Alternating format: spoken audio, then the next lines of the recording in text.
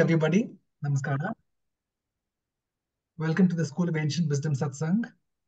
The spiral of wisdom. This spiral of wisdom satsang, as we call it, is a satsang for seekers that Mom Initiate started many years ago. And the reason it's called spiral of wisdom is the idea is that everything is circular. There is a beginning and an end in the Kala Chakra, and as we grow, it is not just a circle, it's a spiral. So that's how the name came about, spiral of wisdom.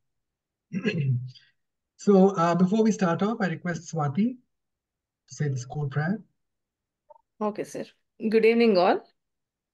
O hidden life, vibrant in every atom. O hidden light, shining in every creature. O hidden love, embracing all in oneness. May each who feels himself as one with thee know he is also one with every other. Thank you. Thank you, Swati. That was a very powerful prayer from the Theosophical Society. It really indicates that we're all not this body, we are a spirit soul, we're having a human experience, and that we're all interconnected. So to introduce the speakers for today, we have a pan-national satsang today. Speakers from different time zones. We have Aparna ji all the way from Canada, and we have Vikram ji from the Middle East. Okay. No, I'm speaking to you from Goa. From Goa. Okay, fine. Well, it's closer to the Middle East anyway. So, right. A brief about our speakers today. Aparna ji is a lifelong yoga student and a certified yoga instructor. Founded the Still Within School of Yoga in Vancouver, Canada. Her early training in India shaped her approach to teaching yoga authentically. Introduced yoga at 10 at SVyasa, Aparna became a regular practitioner in 2012 after discovering Vinyasa Yoga. She completed a 200-hour teacher training program at the Atmayan Yoga Academy in Bangalore and further advanced her training at the Ayana Yoga Academy, earning her a 500-hour certification and additional qualification in prenatal and yin yang. We wish we had met you earlier. In addition to yoga, Aparna ji is a speech pathologist and project manager with over 20 years of experience in healthcare. She explores yoga's application in various settings, such as improving quality of life and working with special needs populations. Currently residing in Vancouver, she works for a provincial health authority and runs her yoga school, enjoying teaching beginners meditation and teacher training courses. Aparna ji hopes to share her knowledge and learn from others in her community, for which we're certainly looking forward to today. And Vikram ji began his yoga journey at Modo Yoga in 2006, quickly falling in love with the practice. After completing his 500-hour Modo teachers training in Kerala in 2008, he transitioned from an HR career to a full-time teaching. Vikramji has amassed over 11,000 hours of teaching experience, working at various Modo locations in the US and Canada. He holds a 200-hour Ashtanga Yoga certification from the Ashtanga Yoga Center of Toronto and has taught Mysore programs. Authorized by Sharath Joyce to teach the primary series, Vikramji balances his practice with yin yoga, certified under Bernie Clark. Additionally, he's an Ayurvedic practitioner from the Kripalu School of Ayurveda, passionate about Indian mythology, yoga history, and philosophy. Vikramji teaches for Modo Yoga, lectures at YTTs, and offers mentorship courses. He advocates diversity, inclusion, and cultural sensitivity in yoga, consulting on these topics. He conducts annual retreats in India, believing in the importance of connecting with yoga's roots. He lives in Goa with his daughter, Satya, who inspires him daily. So that's a very interesting intro to both our speakers for today. And the topic, and for those who are new here, my name is Ramesh RK, and I'll be your host for today. And the topic today is the holistic benefits of yoga and its application in daily life. And as we know, yoga always is current. It always reinvents itself, being aligned to Sanatana Dharma. So we really are looking forward to what you both have to say. Namaskara. Namaste. Thank you so much. Over to you. Thank you. Vikram, you want to get us started? Sure. Swati, would it be possible to make me a co-host so I can share my slides? Sure. Yes, I've given you the co-host access.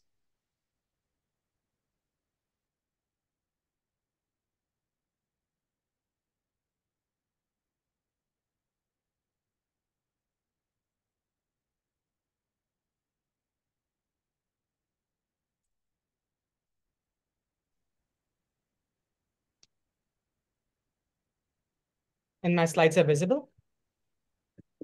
Yes. Yeah. Thank you. Thank you for that very generous introduction. The bar has been set very high.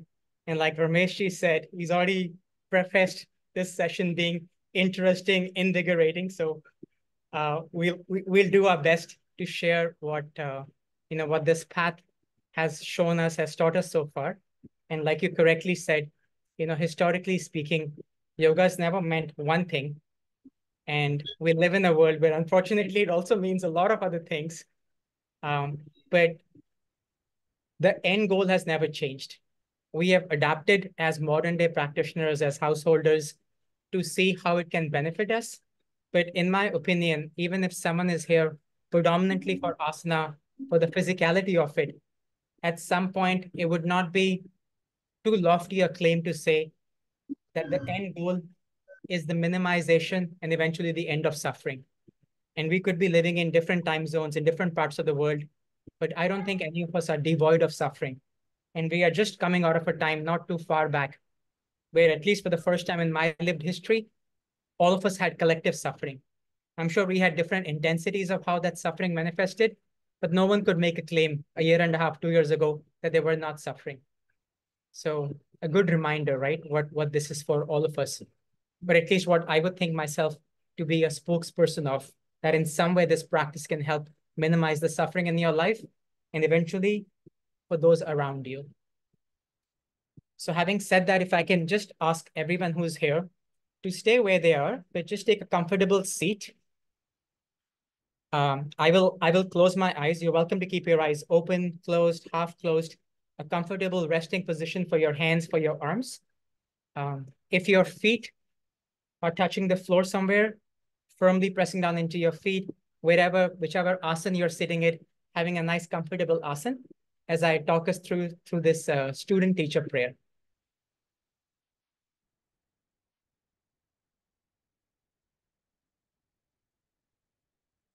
Om Sahana Vavatu Sahanau Bhunaktu Sahaviryam Karavavahai Tejasvinavadhitamastu Ma Vidvishavahai. Om Shantish Shantish Shantihi.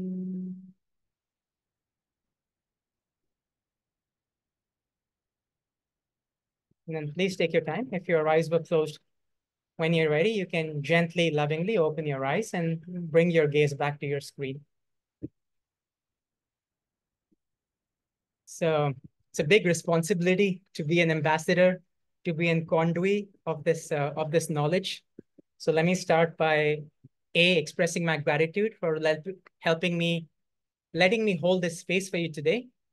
And two, my apologies for anything that might get lost in translation. It's not an easy task to be an ambassador of this wisdom. So my apologies in advance if anything gets lost in translation.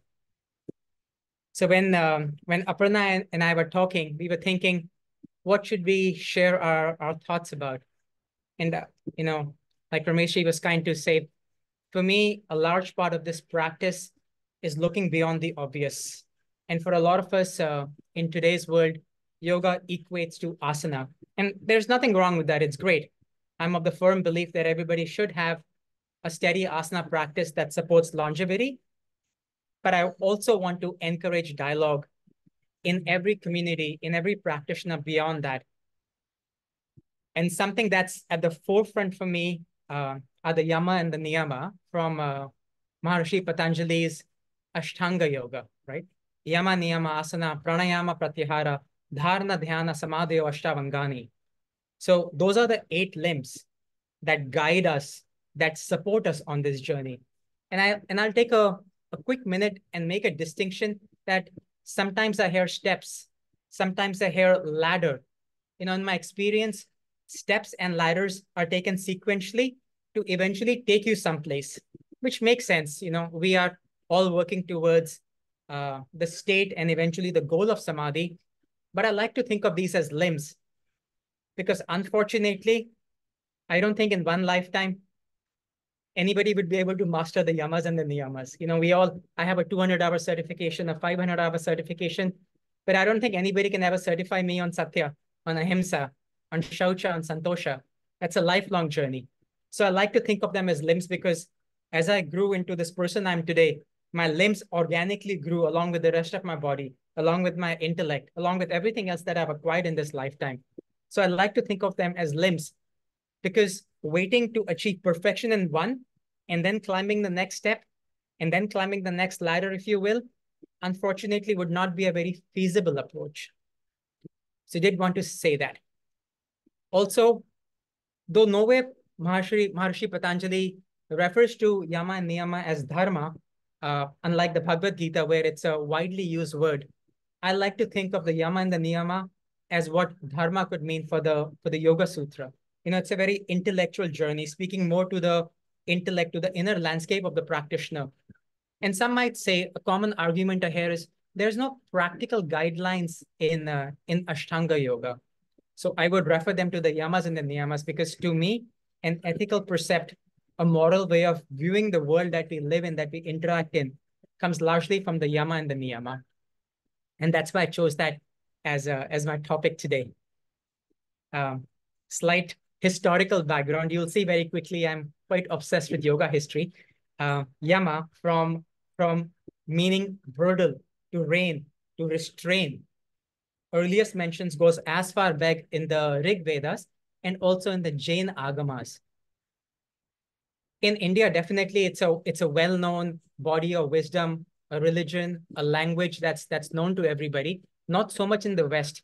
And people are quite taken aback when I speak about Jainism or I speak about yamas or I speak about the concept of ahimsa. So I did want to make sure that I can say that one of the earliest mentions that we have codified scripturally come also from the Jain Agamas. And outer observance, which to me makes a lot of sense. Much as I would like to say that yoga is an internal process, an internal journey, look at our makeup, look at our indriyas. We are made to look outside. Our eyes look outside. Our ears hear outside. Our nose brings smells from outside. Our words go out. We feel things on the surface of our skin. So to me, yamas help support that journey really well in a world where I'm constantly looking outside, in a world where I'm constantly grasping. How can I learn something there? Some guidelines to cultivate harmonious relationships, to live with integrity, and to live with self-awareness. Small s, hopefully leading towards the capital S. Niyama. All of us, if you've done any schooling here in India, you've heard 1, 2, 3, 4, many niyams or niyamas, and you hear them throughout your life, right?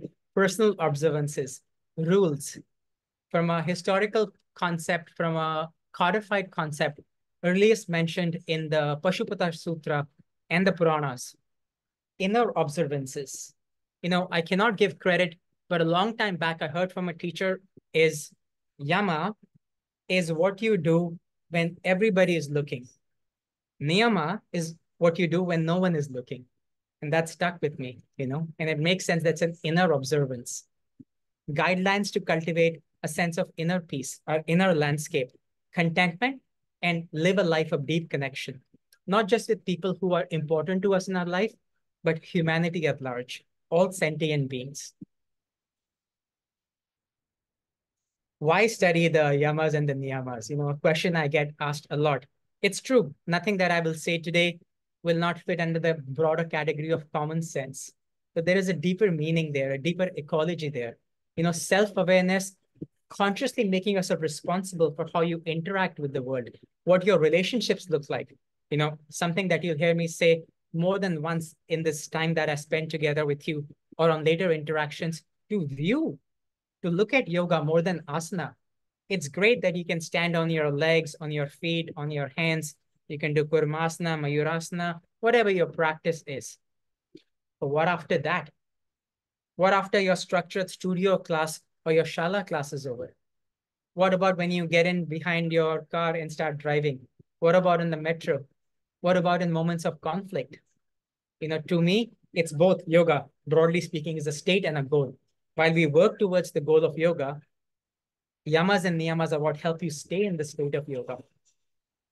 Continuous growth and transformation. If you've been practicing for a while and you have the right muscular and genetic makeup, the floor, if your head is touching the floor, won't go any further. So what does one do then? In my experience, asana has a shelf life. At some point, you will do the asana the way it's been written, the way your teacher taught you, and that'll be the end of it. But this doesn't have a shelf life. And that's why I said, no one can certify you on the yamas and the niyamas except yourself. And to kind of support that fact, don't take my word for it, take Maharishi's word for it. 16 sutras on the yamas and the niyamas in the Yoga Sutra out of 195. 3 sutras on asana, a total of 8 words.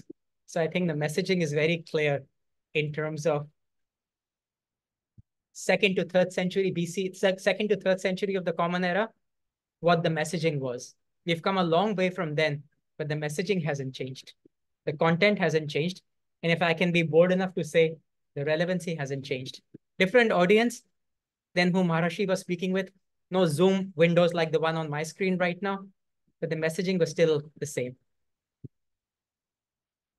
Ahimsa, Satya, Asteya, Brahmacharya, Parigraha, Yamaha.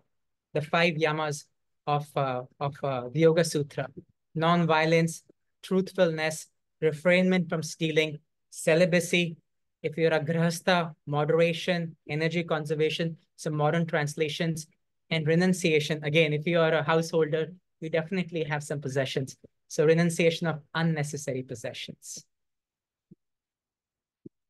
Just put once, I could spend many hours here sharing my thoughts with you on each of them.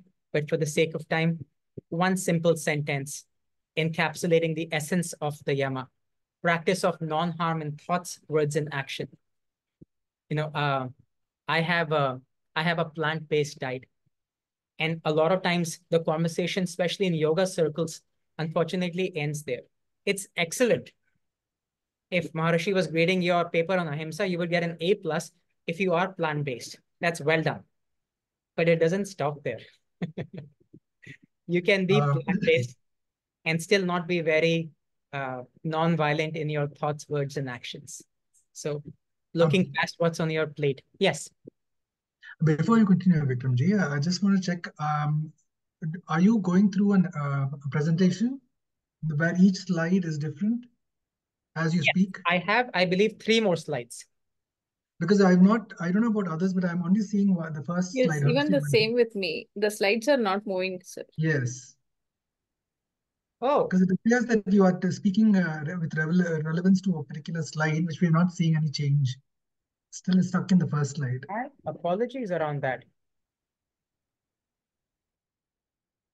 Are you able to see this slide which says, what are the 8 limbs? No, it's just black screen. It's blank. Oh, here. Thank you for telling me that. Let me once again go and do the share screen.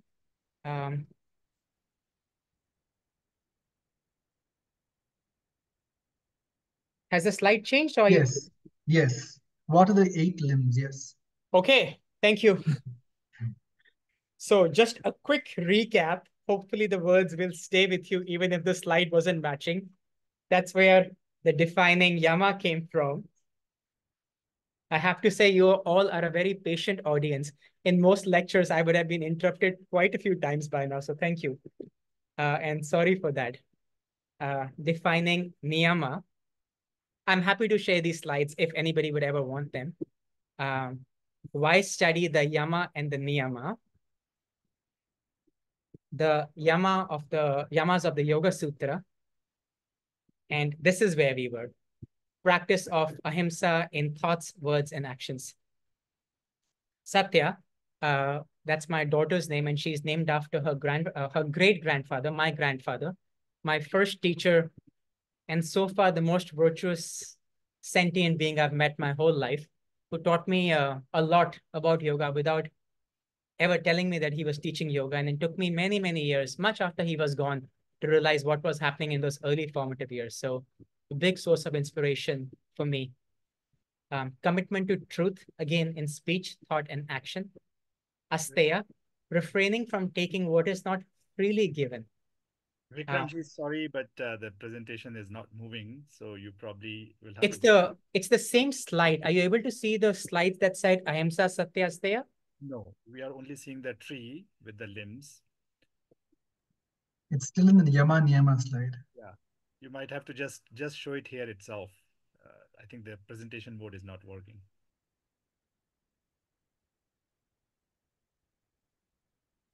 It's not progressing for some reason. Yes, Ahimsa Satya. Just click, just move on to the next one. Has it changed for you? No, it has not. Yes, yeah, Yamas of the Yoga Sutra. Okay, so what I will have to do, unfortunately, I'm not sure why this is happening. At the end of each slide, before I bring the slide, I'll have to do a stop share and then start share again, if that's okay.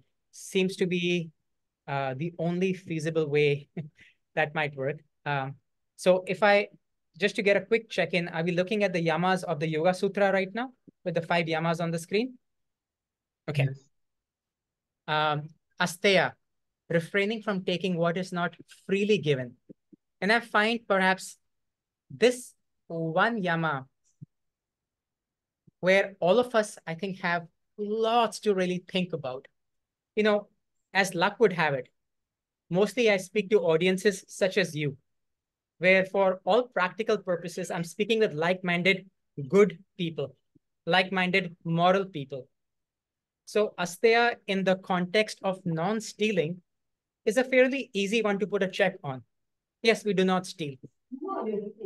But again, I would like to bring your attention, like I did with Ahimsa, that looking at non-stealing, looking at Asteya beyond the obvious, refraining from taking what is not freely given. And I was thinking, what would be a good way for me to encapsulate the essence? Something that is not freely given. Yes. Sorry, Ramesh, was there a question? Something that is not freely given, something that could be time, something that could be someone's energy. If I even go one step forward, something that could be someone's affection.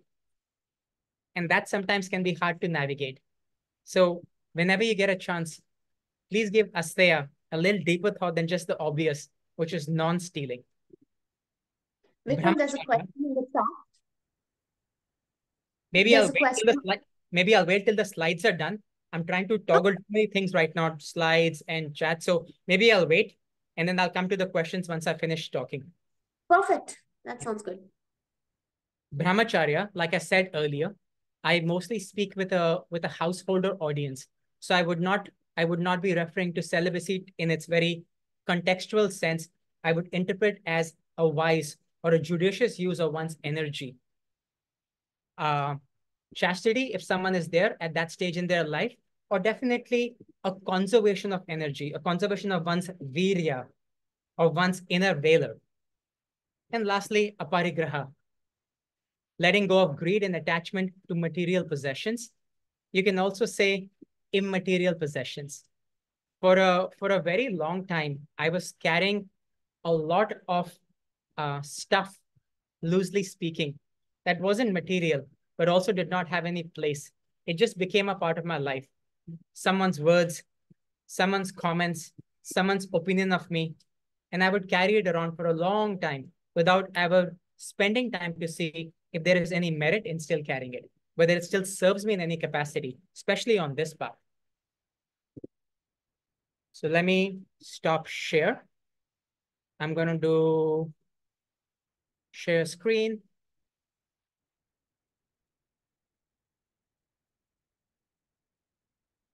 And I just want to confirm that at this stage, you're looking at niyamas of the Yoga Sutra. Amazing. Shaucha Santosha Tapaha Swadhyaya Ishvara Pranidhana Niyamaha. The observances are cleanliness, contentment, austerity, study of scripture and the self, and devotion to Ishvara.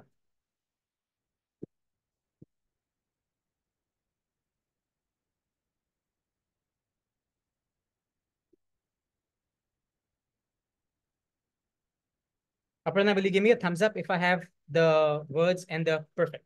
Shaucha, maintaining cleanliness of the body and mind. You know, my favorite example is all of us are very quick when we get that red icon that says software update on our phones, on our tablets, and we quickly update that. We make sure our phone is all the time updated. We are very particular. I don't know about the rest of the world, but I do know that skincare and cosmetics is a large commercial enterprise in India. We are very, very particular about making sure our external appearance is clean. But also would like to draw your mind to the inner shaucha, the thoughts.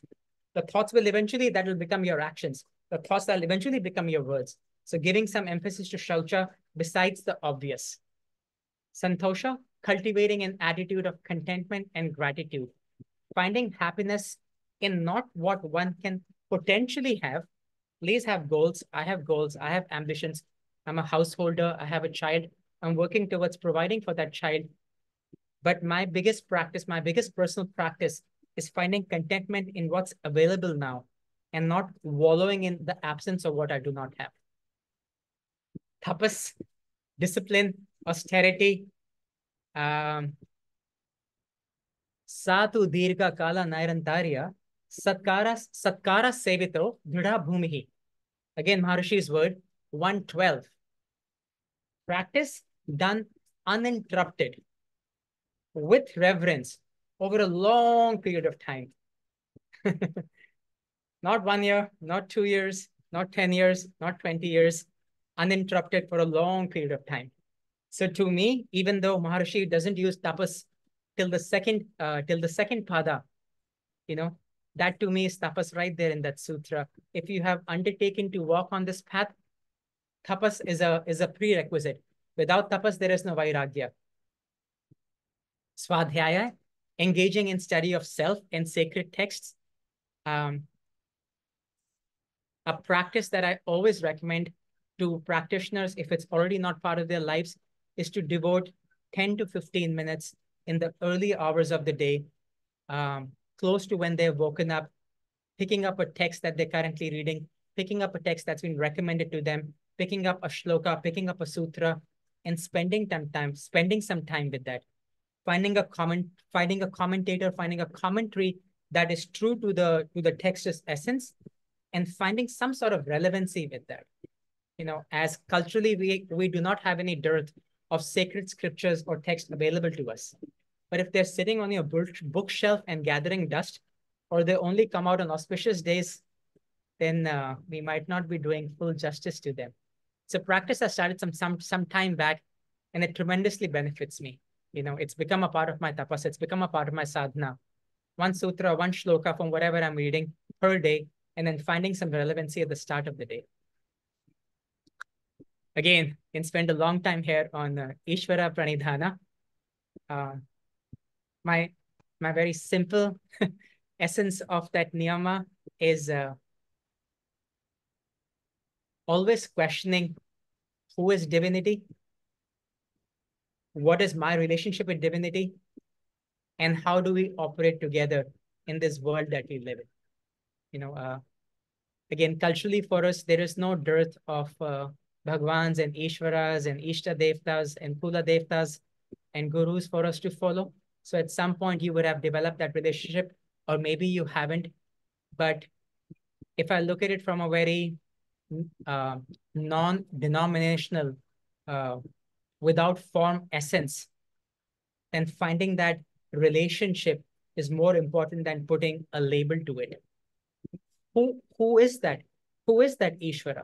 You know, a lot of text, Maharshi is very clear to tell us who Maharshi thinks Ishvara is. Who is Ishvara for you? And what relationship do you have with Ishvara? And is there a concept of grace in our culture, in our scriptures? Does Ishvara expedite one's journey? Can that relationship expedite one's journey? So those are some questions that help shape my sadhana, my practice. Finally, last slide.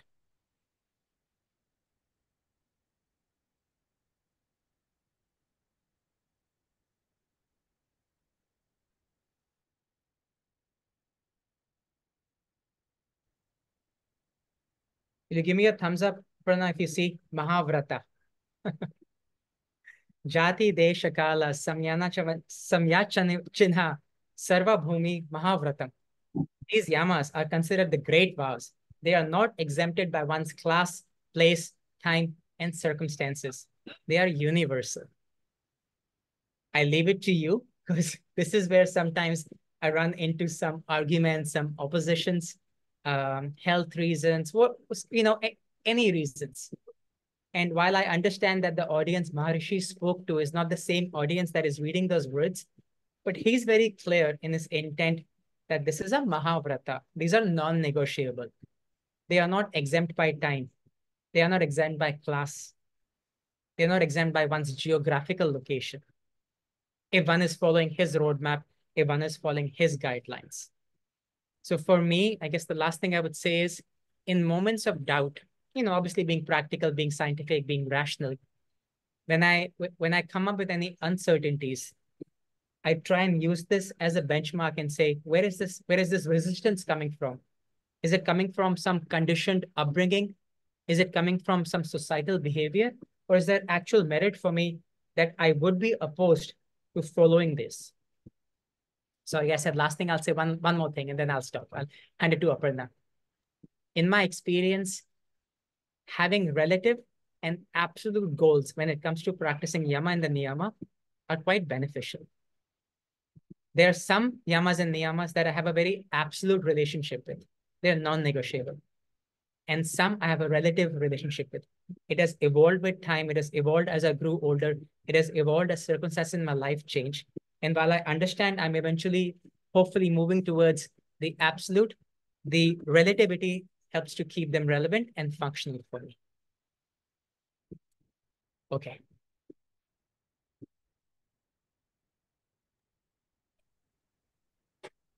Thank you, Vikram. I just thought that before we move into my section, we just address that one question that came up, which was, I can read it to you, which is, what does it mean to be given freely?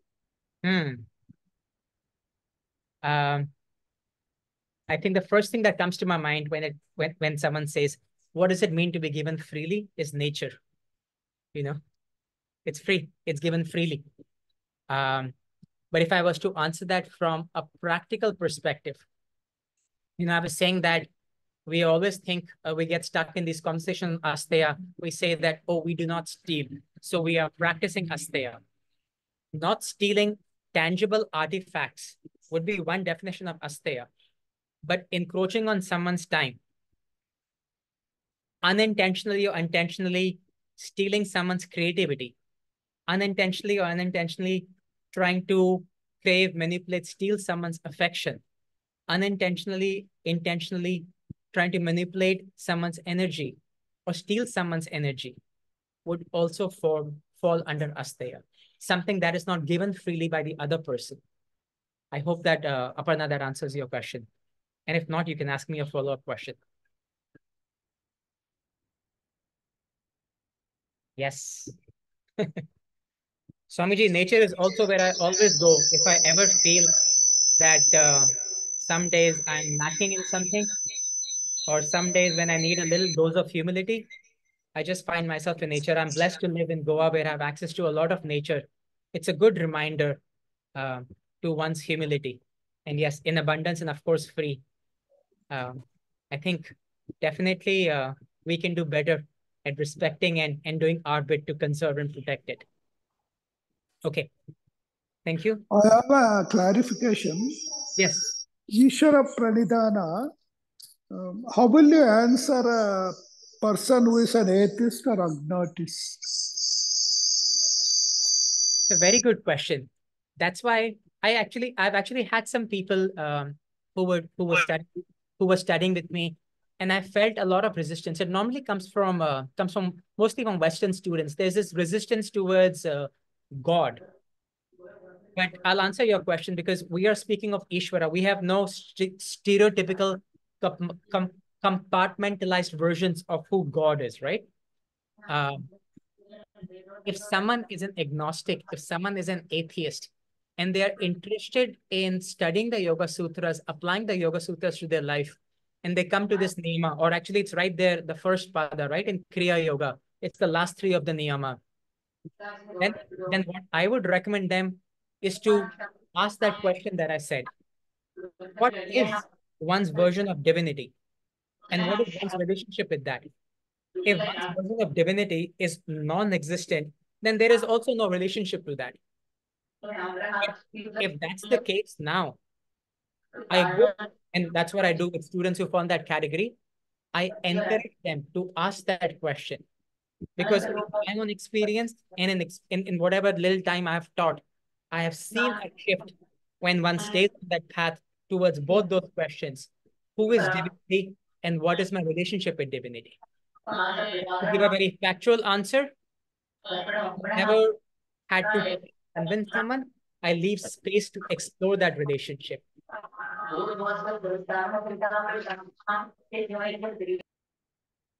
Can everyone mute, please?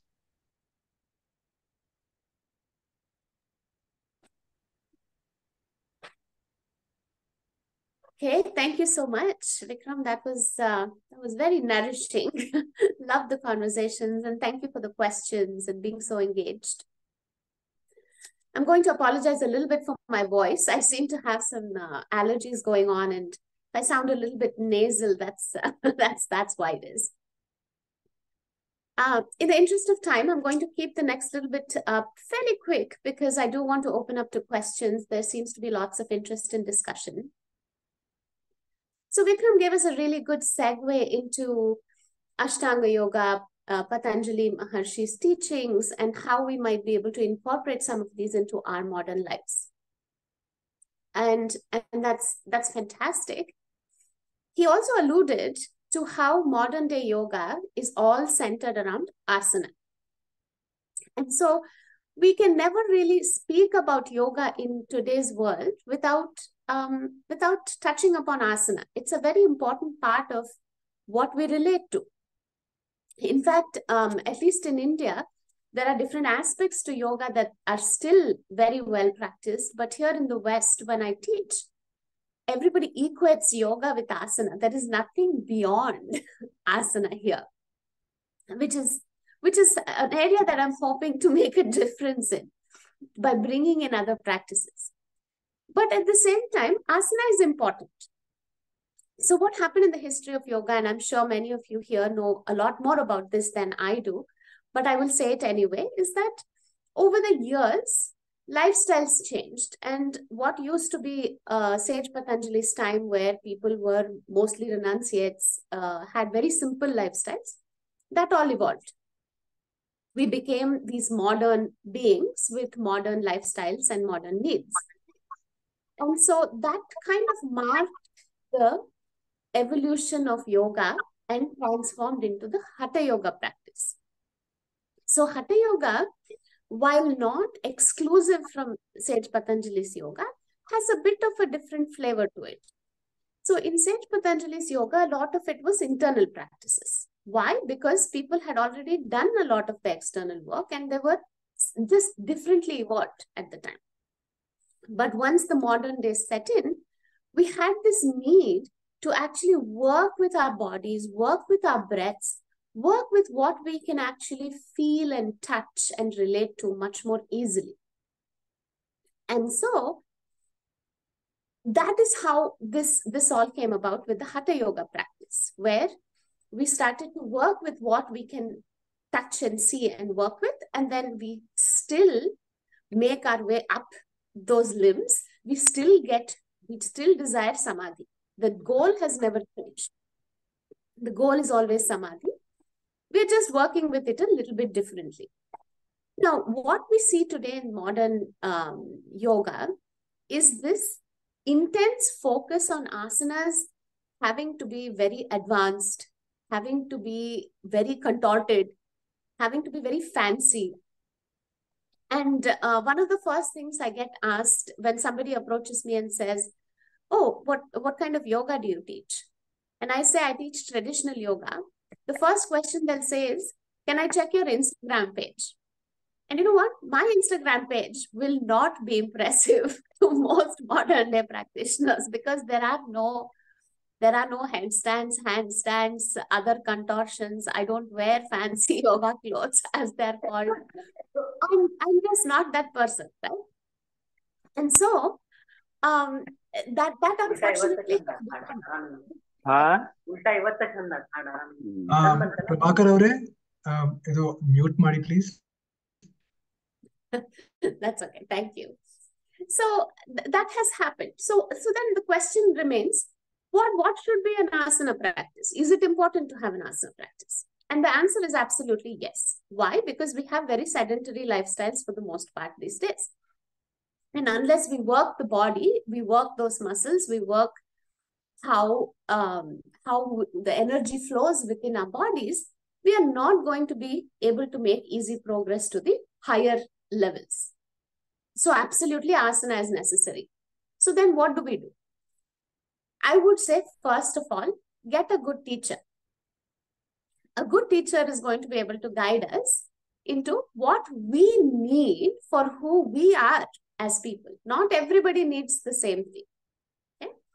So, and at the very least, most of us would be quite adequately served by doing the classical practices, our Surya Namaskaras, some of the classical postures. There is no need to become this advanced contortionist or a circus performer, okay? And that is not to minimize the effort that others have put into building that form of a practice. For some people, that itself is one part of their sadhana, is building up into some very tapas-like physical movements. And that is okay. It is a path designed for some people. It is not necessary for all of us, right? So that is what I want to say. So bottom line, asana is important. It is important to have a regular practice versus an advanced practice. It is more, even if we do 10 minutes of sun salutations every day, that is better than saying, I'm going to wait for the day until I have 2 hours and then I'm going to practice. So it's always better to have a consistent practice.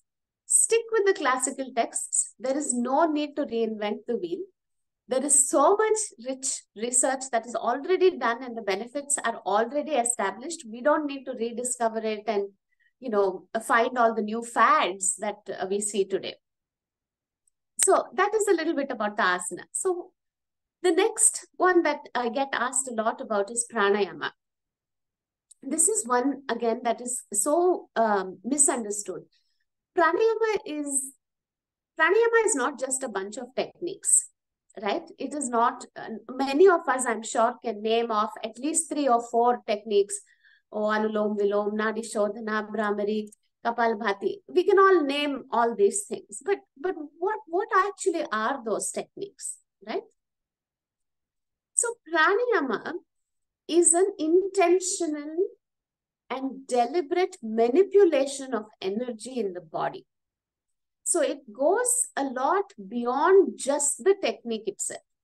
Many of these techniques are preparations for pranayama. If I were to say one important thing about pranayama is less about the act of breathing itself, and it is more about the retention of the breath or retention of prana. And so through the techniques of pranayama, we are basically training our body in order to hold the breath or hold the prana in for longer and longer durations. That is what we are aiming to do in pranayama. Much of the time that gets lost. And people become very embroiled in what the practice is, how long am I doing it, and in how many complicated ways am I doing it. So Bhastrika, okay, today I started with 54 rounds. My aim is to get to 1,000. Now, is that a necessary goal? That is the question to ask, right?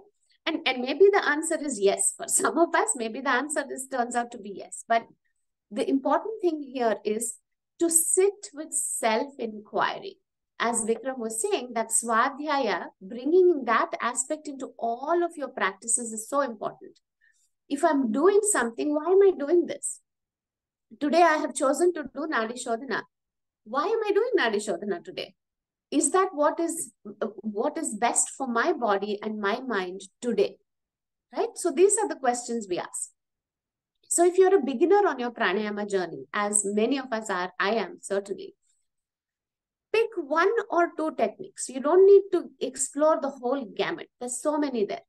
Pick one or two simple things. Pick Kapalbhati, pick Bhastrika, or pick Nadi Shodhana. And practice it consistently over many weeks, many months. And that will bring about a change in your energetic body or your subtle body, right? Versus exploring a different practice every day, finding how to advance in that practice. So consistency, simplicity, always the end game here. And finally, this big one around meditation. Yesterday, I was teaching a meditation class, and the group that came was, they came and said, we've come here, but very reluctantly because we are not good at meditation. I cannot concentrate. I cannot sit still. So all of these are very common things that I hear when I say the word meditation. So I just want to bust the myth today. It's such a vast area. There's no way I'm going to be able to go into that in the next 2 or 3 minutes that I have to speak. But the one thing I want to say is, in modern day lifestyle, we may or may not have time for a dedicated seated meditation, dhyana, or a dharana type of practice. But I think the one thing that we can all commit to doing is mindfulness throughout the day. So what is mindfulness then? Mindfulness to me is very simple. It is the act of training our mind to stay with whatever the body is doing, whatever that might be. It does not have to be a yoga related, like an asana practice. It doesn't have to be anything. It could be walking. So how often do we find ourselves these days? We go for a walk, right? Why do we go for a walk? Because it's healthy for us. It's good to get out in nature. But when we do get out for a walk, are we actually paying attention to nature? Are we actually connecting with other humans that we encounter on that walk? Quite often the answer is no, isn't it? We put on earplugs, we listen to podcasts, we catch up on phone calls that we've missed through the day. So even in an opportunity that we have to meditate, to be mindful, we choose not to do that. And so the invitation to this group and to everyone here today is, how can we bring in this mindfulness more and more into our daily lives, even if we have busy, corporate, whatever those lifestyles look like? How do we bring in mindfulness? How do we take a pause and ask ourselves, what is this moment like? How am I showing up in this moment? I'm cooking a meal for my family. What is the best way that I can do this? What is the love that I bring into this? I go for a walk. How do I connect with nature? What am I seeing? What am I smelling? Who am I meeting? I have a conversation with a friend. Put the phone aside. Talk to them 100%. So simple, right? These are all things that we do all the time, every day. So I just wanted to say that meditation doesn't have to be this big, scary beast. It can be something that we bring into our everyday lives. And so also with the asana, pranayama.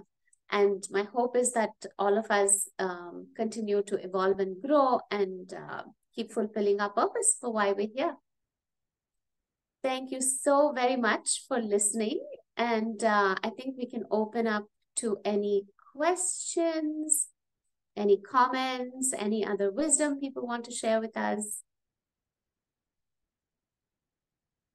Thank you so much, Aparna ji and Vikram ji. It's really very nice hearing you out.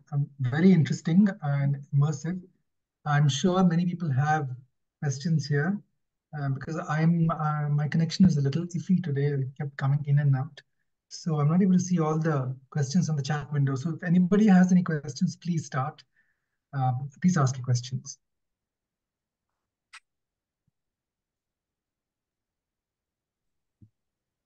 This is Arun Bharadwaj. This question is for Vikramjit ji. Thank you very much, both of you, first of all, for sharing your knowledge. Question is, see, Yam Niyam. We have been reading about it forever with yoga, but whenever it is being discussed or taught also, it is taught with the same saying that it's not easy for this life. So it's almost becoming like we discuss it, but we don't follow it anymore, right? And then we talk about it, we talk about the importance, and we say, okay, let's come to the asana and pranayam, and that's what. So I think automatically the concept of Ashtanga Yoga is getting diluted in these practices. Whereas one line of thought I think also is that you can only sit still and you can only start mindfulness or meditation once you start following yam and niyam. Because if you're carrying guilt for people, if you're stealing things, and if your external environment is not conducive, it's very difficult. It will not allow the conducive environment for mindfulness, right? But then again, wherever the discussions happen, we discuss, we then slowly pass on saying it is something, uh, because some of these concepts are not even relevant probably for today's lifestyle.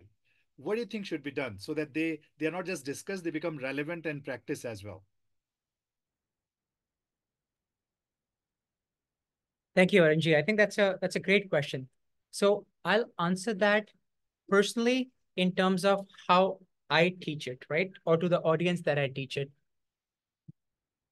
Like anything else, here also, for me, it's very important that we see some progress.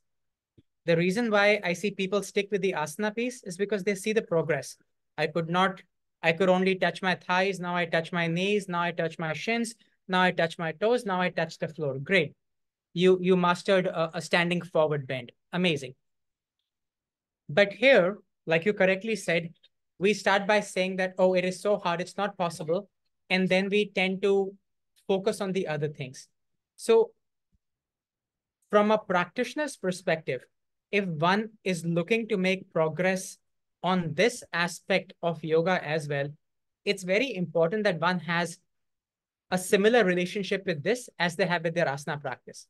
So for me personally, I will pick a yama or a niyama every week and then stay in touch with it via journaling, via an inquiry, via seated meditation, and actually chalk it down to some progress.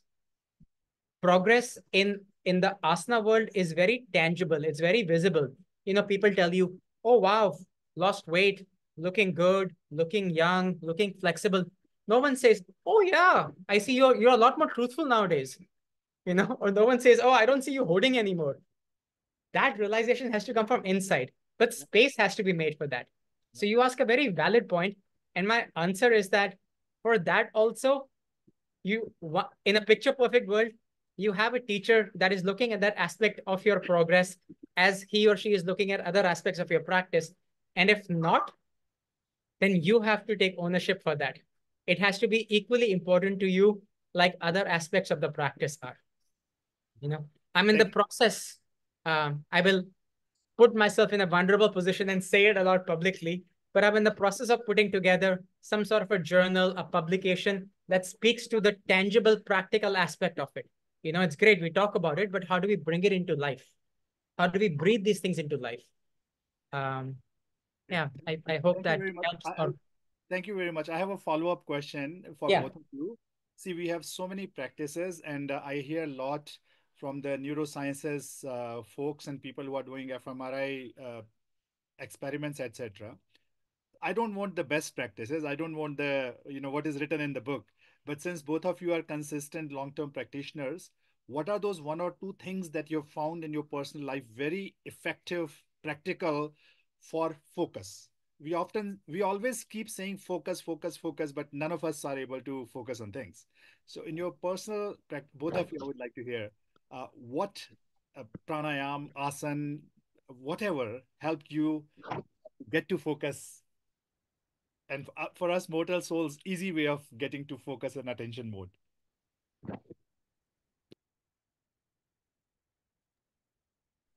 Okay, I'll give you, keep it a secret, okay? Not a lot of people know about this. So just, especially just for this audience who came today.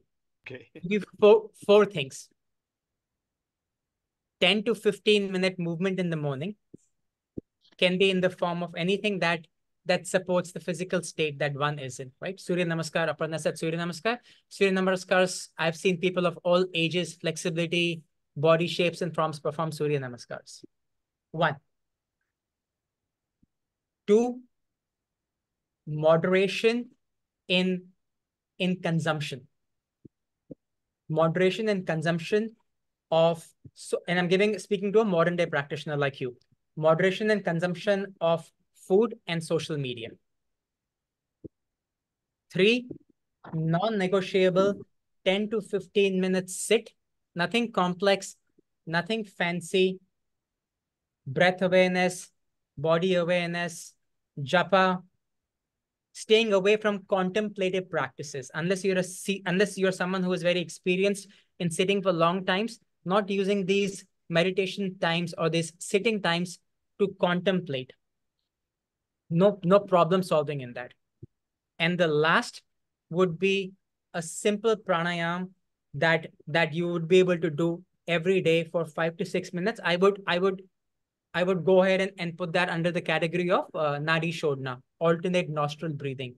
Easy to learn, easy to do, does not have very specific requirements, this much time before meal, that much time before meal. So these 4 practices, a basic pranayam, moderation in consumption of food and social media, a 10-minute sit, and a 10-minute or a 15-minute mobility routine. Thank you. Thank you very much. Thanks, Vikram. And to answer that question from my perspective, absolutely agree. I think the number one thing that has helped me is the lowering of consumption. Whether it is reading the news, listening to other people's opinions, reading social media posts, which influences how we show up. I think that is the number one. So finding ways to really, really cut down on that very, very intentionally, that's been the number one thing. And for me, similar to what Vikram said, very busy. I have 2 teenage kids, very busy household. We don't have house help here in Canada either, so full-time job. So what I find is having a ritual for myself. And sometimes this ritual doesn't happen all at once. Even though I would love to have an hour every day to practice all of these things once for all, it doesn't happen. So what do? I do a 10-minute ritual in the morning where it's very simple. I might light a lamp, just sit in front of it and contemplate and say, okay, how do I want this day to unfold? How do I want to be for this day? What's important to me today? So that becomes 10 minutes. And then I find at least 20 to 30 minutes for a movement practice. It is not always asana. Sometimes it's other things. Sometimes it's walking. Sometimes it's Pilates. And many times it is yoga. And then finally, the other thing that I find is super powerful for me is journaling. So I just sit in a place with a book and a pen, and I ask myself, sometimes something very important will come up, there's something happened in the day, and I want to reflect on it. And on other days, it's very much a case of, how am I feeling right now? Why am I feeling the way that I'm feeling right now? So anything that comes up, and the more I will say this, is it's awkward to journal initially because you don't know what to journal about. But when you do it consistently, even over a week or 10 days, it becomes a powerful, powerful practice. And it takes almost no time at all. You could do it anytime, right? So those are some big things for me. So a quick ritual of some sort where I connect with self, movement practice, journaling. Those are my big ones.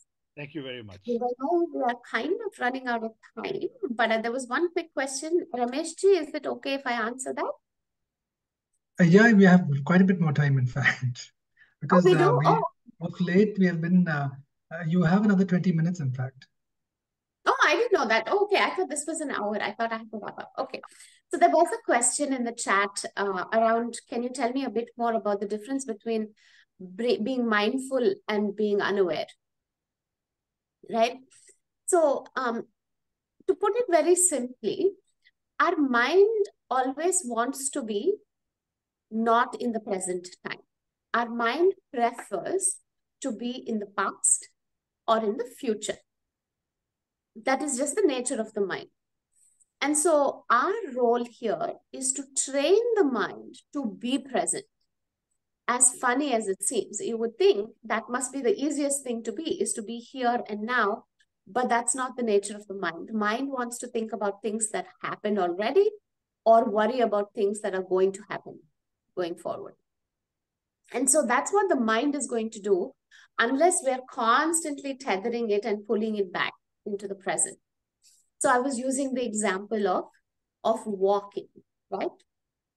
So here in Canada, where I live, I'm blessed with nature. I go out for a walk and be surrounded by mountains and oceans within 10 minutes.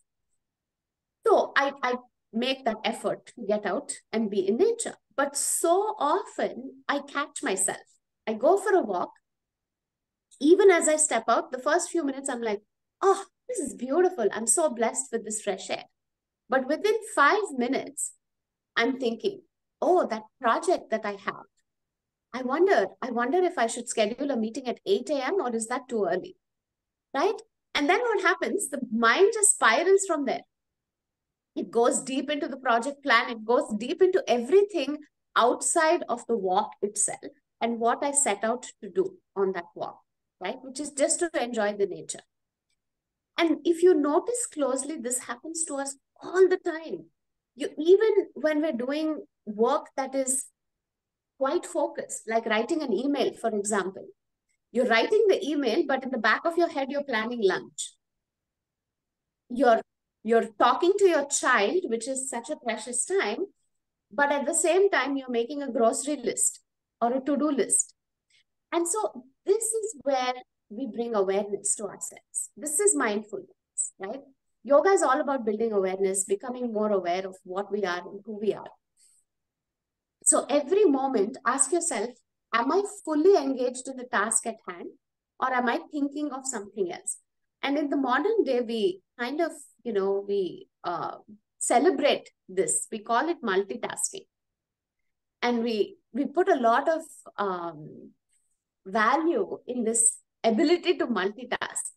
But actually what you're doing is you're burning yourself out by multitasking. It is not really a skill. The skill really is to do one thing mindfully and do it 100% and be fully present in that task, right? So my suggestion would be pick small things, right? Pick something very basic that you do every day. I don't know, brushing your teeth, for example. And say to yourself, okay, during these 90 seconds that I'm brushing my teeth, I'm going to think of nothing but brushing my teeth. I'm going to feel the bristles against my teeth. I'm going to taste the toothpaste. I'm going to feel the lather in my mouth. And I'm going to feel how clean my mouth is at the end of this. And that's all it is. Just start in little small steps and it will start to build through bigger and bigger activities.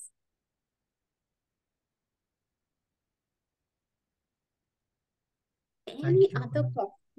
Anything else, Vikram, that came in the chat when I was talking? Because I only have one screen today and I'm not seeing everything. So, okay, perfect. Any more questions, anybody? Well, I have a question. This was about a bit of a newbie at all these things, but you said Vikramji mentioned that yama is what you do when everyone's looking, and niyama is what you do when no one's looking. So I take it that niyama is got to do with your inner consciousness, and yama are basically I thought you mentioned niyama was rules. Maybe it's spiritual rules. But yama exactly, could you please, in layman's terms, come again on that explanation of what yama is? I think the best way to describe a yama would be the word seems a little harsh, but understanding containment, finding some restraint. In a more modern day parlance, I would say moderation, but then unfortunately, sometimes it gets taken out of context and moderation is very relative, not very objective. So you're right. Niyama would be a rule, but more of a spiritual rule. Things that are not apparently visible. Contentment, cleanliness, to some extent, externally visible, internal cleanliness, internal discipline, internal self-study reflection. A good example would be I could have a tilak, could be wearing a mala, could be having a moli on my hand. But that just meant I went to the temple, I went to a place of worship. Maybe there was a havan in our yagna in our house. What about inside? So to you're absolutely right. Spiritual rules, I think I've never heard that, but with your permission, I'll use that for future reference. That's a good analogy. Yama, on the other hand, are how am I interacting with the world outside? So if I look at it, ahimsa, satya, aparigraha, all of those involve we can always internalize everything, such as the path of yoga, but externally, am I non-violent with the world outside? Am I truthful in interacting with the world outside? Am I holding and moving trying to grab, possess? Am I stealing externally? Am I indiscriminately using my energy externally? So to me, yama would be finding restraint on one's external engagement with the world. If that makes sense. Yes, it doesn't just make sense. I feel I'm being communicated through. Communicated to through you at the moment. It's just what I needed to hear. When you said wise use of energy, could you please elaborate on that? Yeah. So see, from a traditional model, right? Maharshi is speaking to a male celibate ascetic monk. So there, it's the conservation of one's bindu. It's the conservation of one's reproductive fluid, whether man or a woman. But speaking to a householder, sure, if that is by default, if one is a grihast, then you've already had your own interpretation of it. Then it is being faithful, it is being true, it is using all of those preceding yamas and being that with your partner, with your wife, with your husband, whatever that relationship looks like. But that's just one aspect of it. Eventually, even those male celibate ascetic monks, they were conserving virya. They were doing bindu dharana. They were doing retention of those reproductive fluids because the loss of that was aging them, was interfering with their tapas. So if I look at it from a householder's perspective, if energetically I'm always involved in, jealousy, lust, greed, anger, those are all expressions of energy. No one can be lustful and not energetic. There is no actual tangible events happening when those happen, except the change in my mental makeup.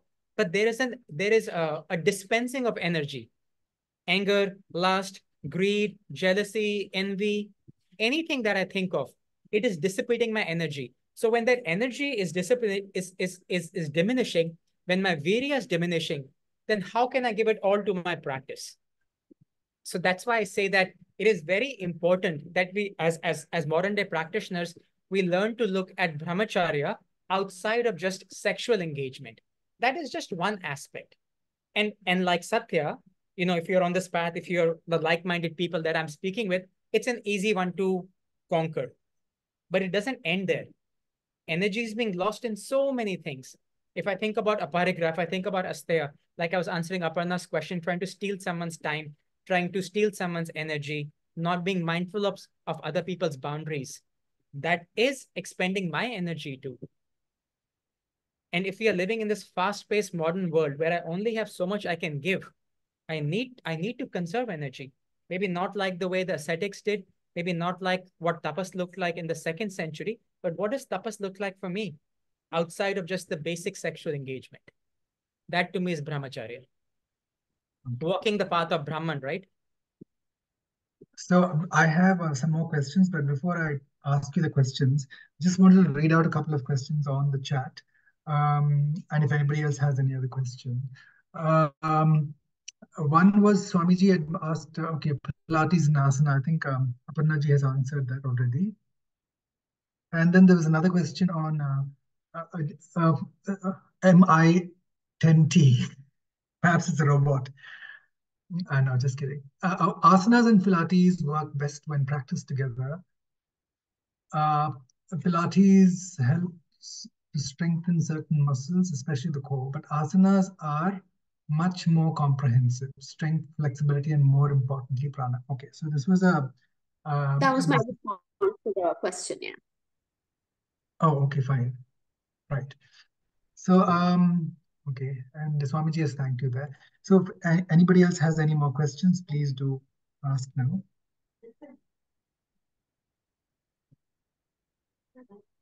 Okay, so in that case, I'll just continue with the questions because what you mentioned just now, Vikramji, was really very interesting.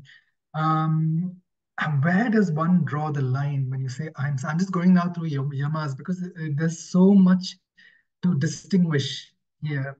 Now, where does one draw the line? Because, in a moment of gentleness, I'm inherently a gentle person. As a child, I remember I was a very gentle person, and I learned to be much less gentle as I grew up because I used to get, kind of bumped around, if I can use the term, by the vagaries of life and by people around me and situations where I learned to be to kind of go with the flow and that kind of a thing. But when I'm alone, for example, in India, there's a lot less sterile. You have a lot of insects, for example, at home.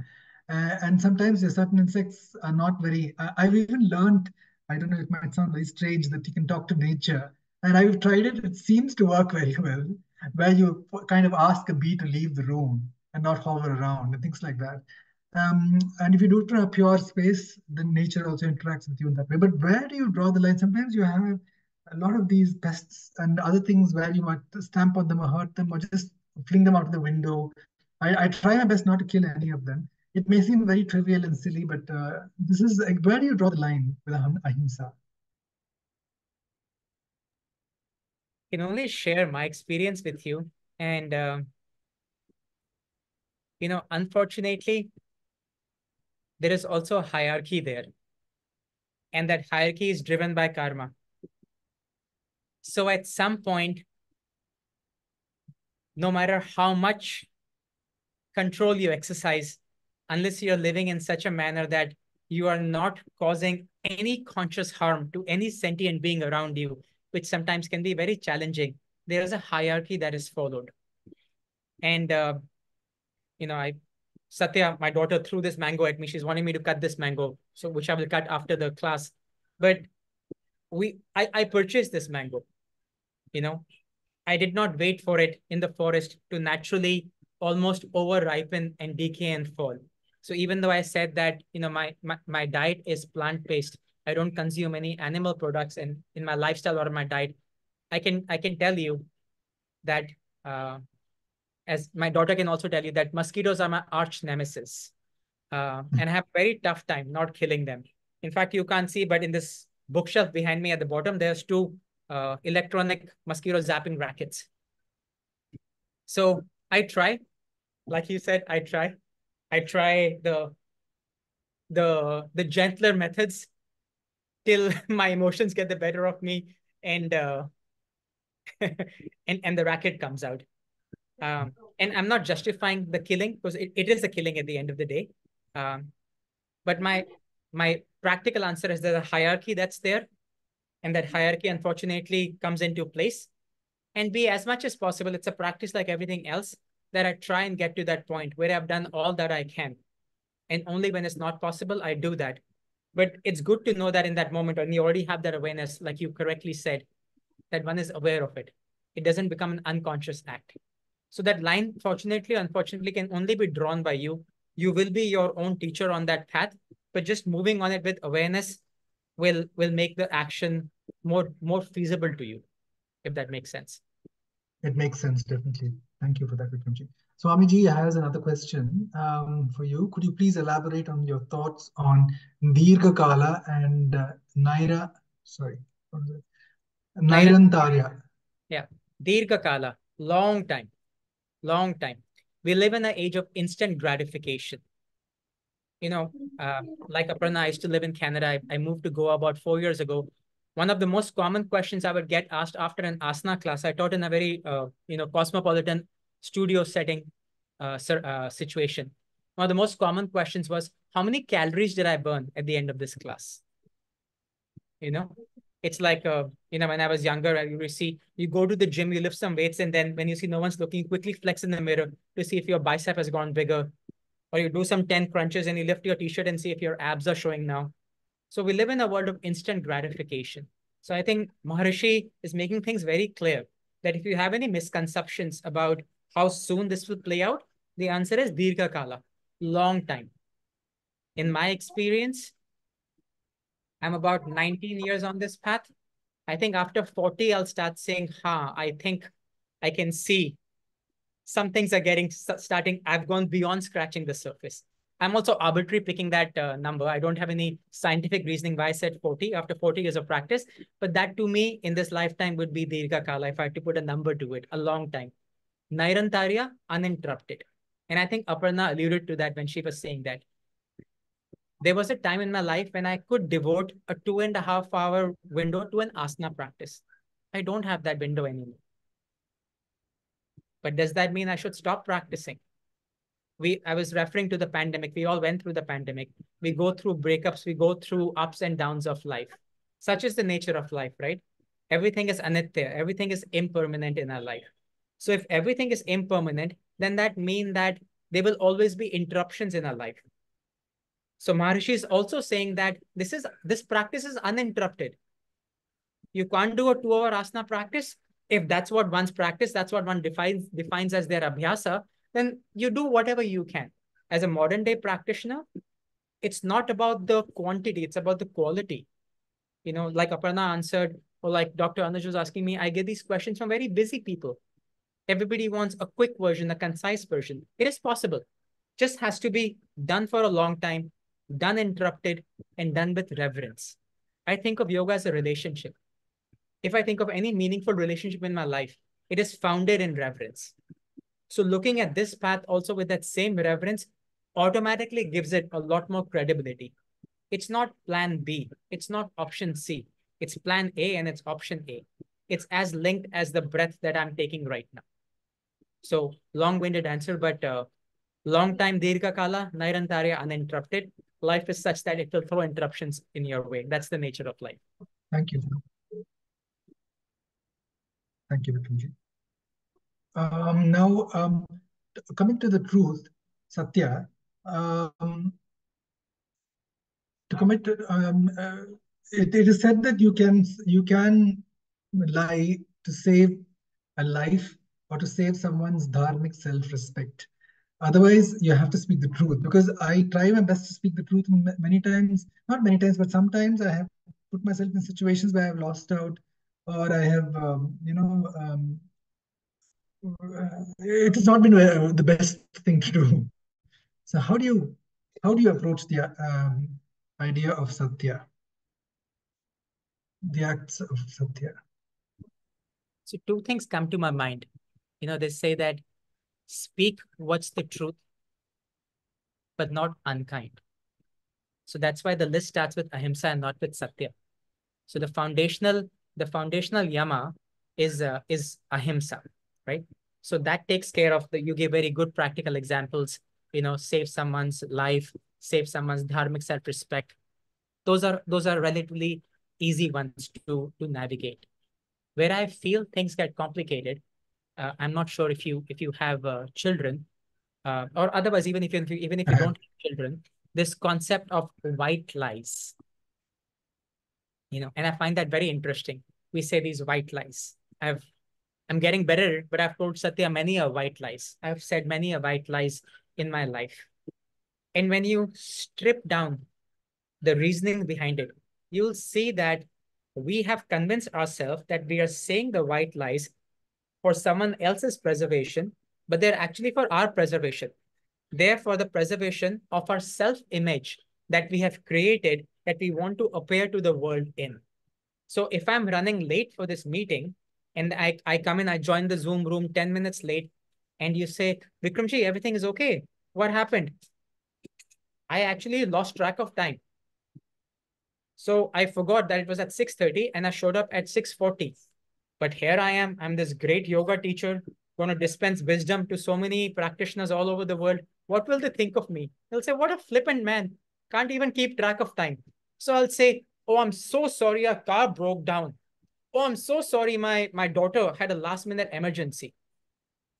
Technically, I'm not committing some heinous crime, but I'm preserving my self-image. That to me has been my biggest revelation, that we do not speak the truth, or we steal to add. I feel that I'm not complete, so let me steal. This will complete me. Then I feel that aparigraha, I hoard. If I don't have this, so I do that. They are, when you start seeing the essence of them, you see the beauty, how they are interconnected. They're all in this preservation of the self-image. I have created this image and I don't want anybody to think any less of me. So I lie. I want that image, so I steal. I want that image, so I hoard. So the first part is an easier one: dharmic self-respect, saving life, saying the truth but not being unkind. The more fertile soil for some work is this whole concept of white lies that we tell ourselves to do image preservation, to do self-preservation.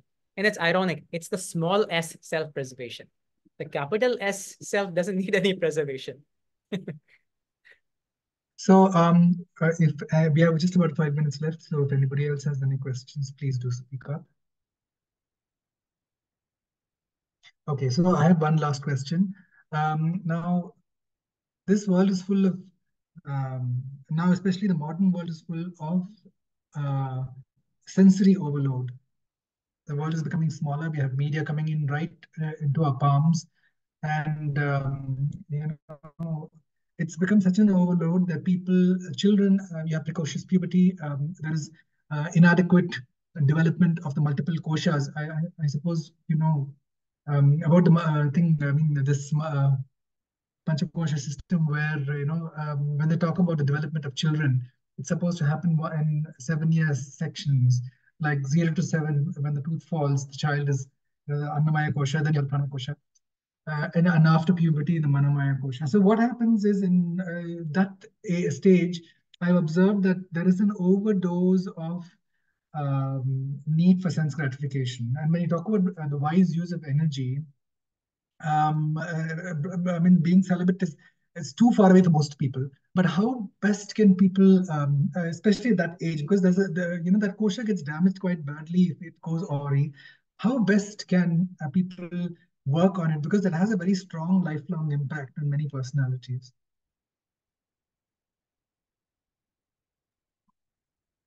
To me, from personal experience, I have a daughter who's turning 7 in a few months.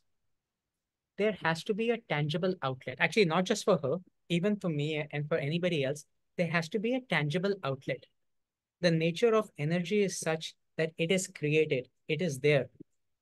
No magic spells has to be chanted for it to happen. So it's like your attention. It's like anything else that is free flowing. Most times you're not aware of a prana, it happens. But if I actually wanted to do some intelligent work with the pranamaya kosha, like Aparna was saying, I need some basic exercises. I need to almost give it some direction.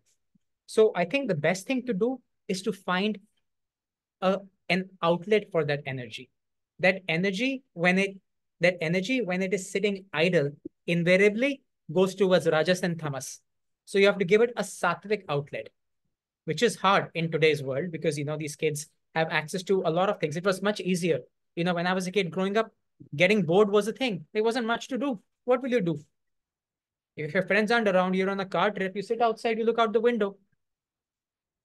No plan B. I've gone through the era of no TV with 2 channels, Krishi Darshan, Chitrahar kinds, and then the cable came much later when I was in my early 20s. But these kids don't have that. My daughter doesn't understand the concept when I say patience. For her, everything is within 2 seconds, within 3 seconds. So once we have accepted that that's our current reality, then I have to figure out what would be a sattvic outlet. What would be a sattvic outlet that is sattvic rajasic?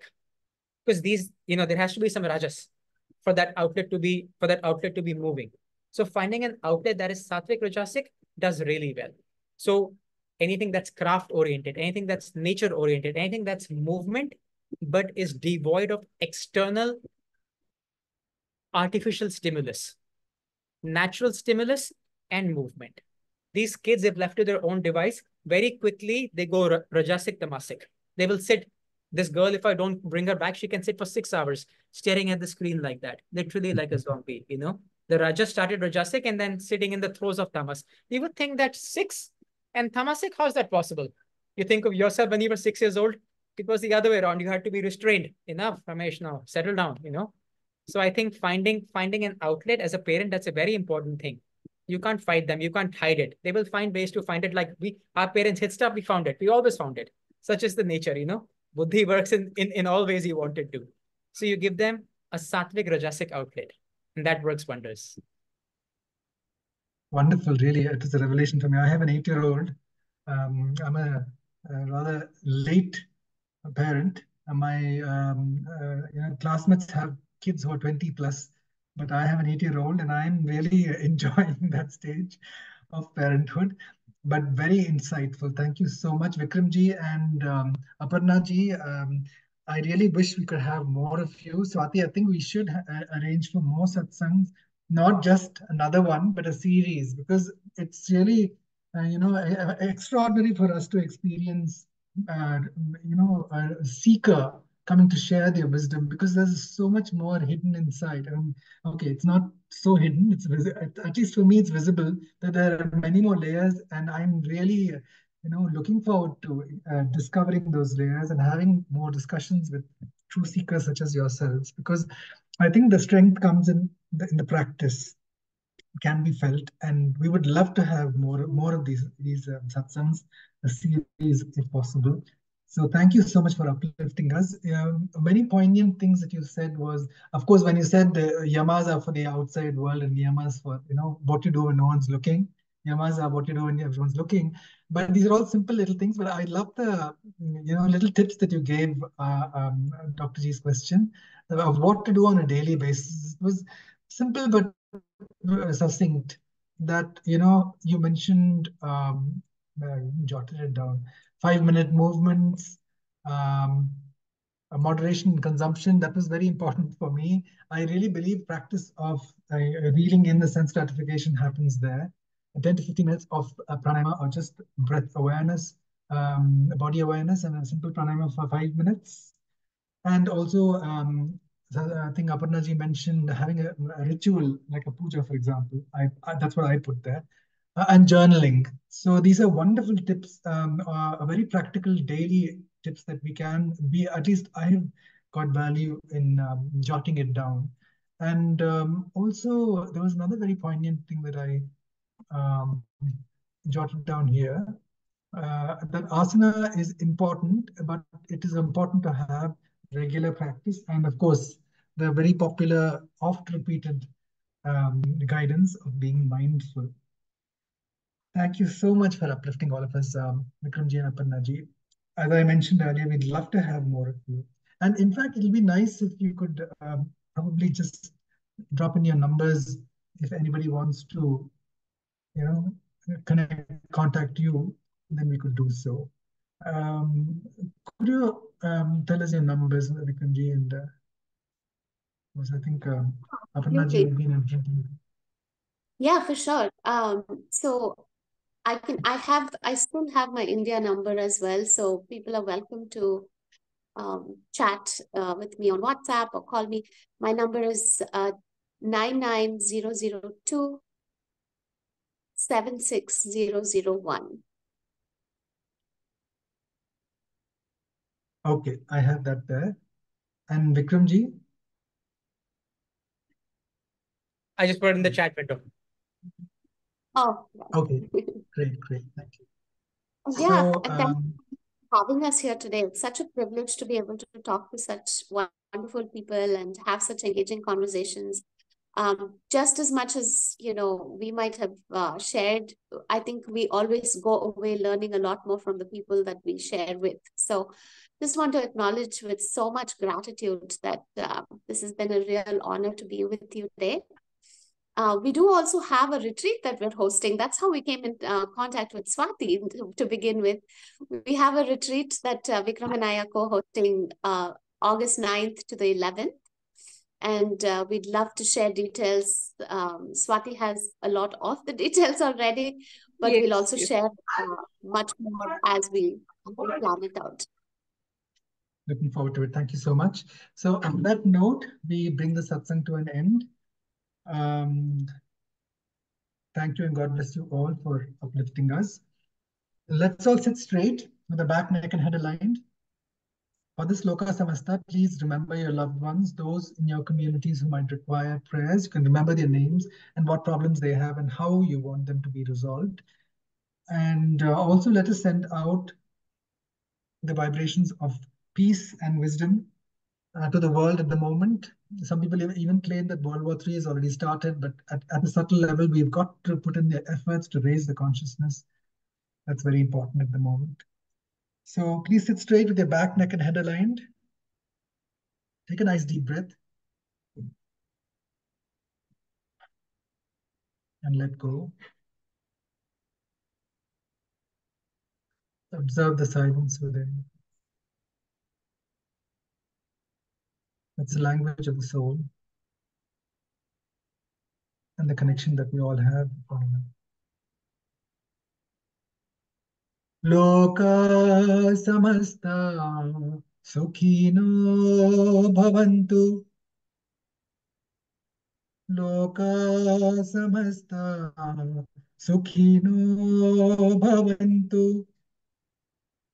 Loka samasta sukhino bhavantu.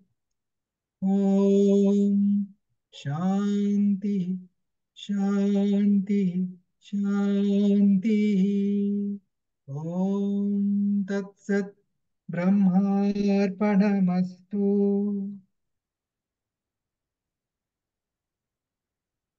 Thank you so much.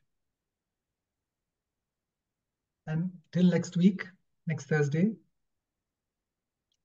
take care and God bless. Thank you. Hari.